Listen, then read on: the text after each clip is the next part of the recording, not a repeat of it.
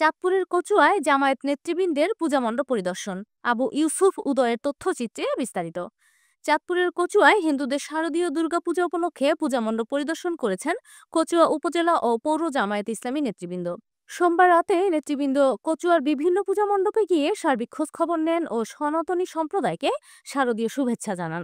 জামায়াত ইসলামীর চাঁদপুর ১ কচুয়া আসন হতে জামায়াত ইসলামীর মনোনীত সংসদ সদস্য পদপ্রার্থী মুহাম্মদ আবু নসর আশরাফির নেতৃত্বে এ সময় আরও উপস্থিত ছিলেন কচুয়া উপজেলা আমির অ্যাডভোকেট আবু তাহের মিসবাহ, পৌরসভা আমির অধ্যক্ষ জাকির উল্লাহ শাজলী, উপজেলা নায়েবে আমির মাস্টার সিরাজুল ইসলাম, উপজেলা সেক্রেটারি মোহাম্মদ আলী সিদ্দিকী, সহকারী সেক্রেটারি হাফেজ দেলোয়ার হোসাইন, ১ নং সাচার ইউনিয়নের আমির ওহিদুজ্জামান মীর, সেক্রেটারি আবু তাহের মাসুম, যুব বিভাগের সভাপতি আশরাফুল ইসলাম সহ প্রমুখ নেতৃবৃন্দ। এ সময় কচুয়া উপজেলা পূজা উদযাপন কমিটির সভাপতি ও সাধারণ সম্পাদক সহ পূজা উদযাপন কমিটির নেতৃবৃন্দ জামায়াত ইসলামী নেতৃবৃন্দকে ধন্যবাদ জানান। উল্লেখ্য, শারদীয় দুর্গোৎসব উপলক্ষে সার্বিক নিরাপত্তা রক্ষায় কচুয়ার জামায়াত ইসলামীর পক্ষ থেকে উপজেলাব্যাপী বিশেষ হেল্পলাইন সার্ভিস চালু করা হয়েছে। এছাড়াও গত বছর রোস্টার ডিউটির মাধ্যমে স্বেচ্ছাসেবীরা মন্দিরের নিরাপত্তা রক্ষায় কাজ করেছে।